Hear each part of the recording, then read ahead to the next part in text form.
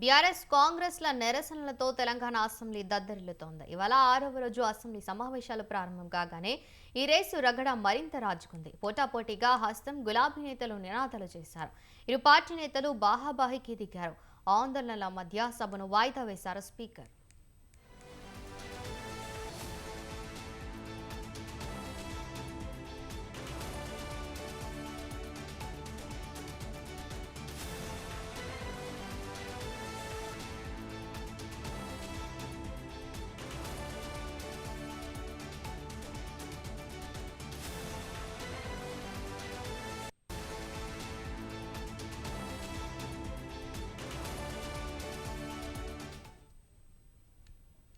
మరోవైపు బీఆర్ఎస్ సభ్యుల వైపు కాంగ్రెస్ ఎమ్మెల్యేలు పేపర్లు చింపి విసిరేయడంతో సభాపతిపై పేపర్లు విసిరారు బీఆర్ఎస్ సభ్యులు. అలాగే పోడియం వైపు దూసుకెళ్లేందుకు ప్రయత్నించారు.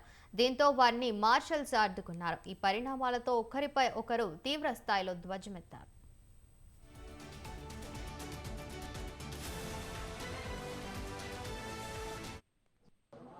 ఓవైపు పాపాల పుట్ట ధరణిని రద్దు చేస్తూ భూభారతి తీసుకొస్తున్నందుకు దుగ్ధన ధరణి పోతుంది, ధరణితో పాటు మా వేల ఎకరాల భూములు పోతున్నాయని చెప్పినటువంటి కోపమా ఈరోజు ప్రజలకు చెప్పాల్సిన అవసరం ఉందన్నమాట. సందర్భం చెప్తా ఉన్నాం.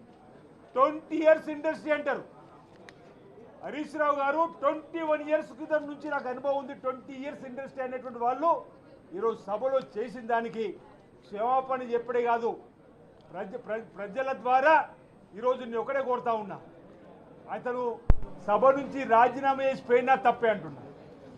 స్పీకర్ గారి పైన ఓవైపు నినాదాలు కొనసాగుతున్నాయి. ఫ్లాగ్ కార్డులు తీసుకొని వచ్చిన ముందుగా వెళ్ళలోకి రావడమే తప్పు. వాళ్ళు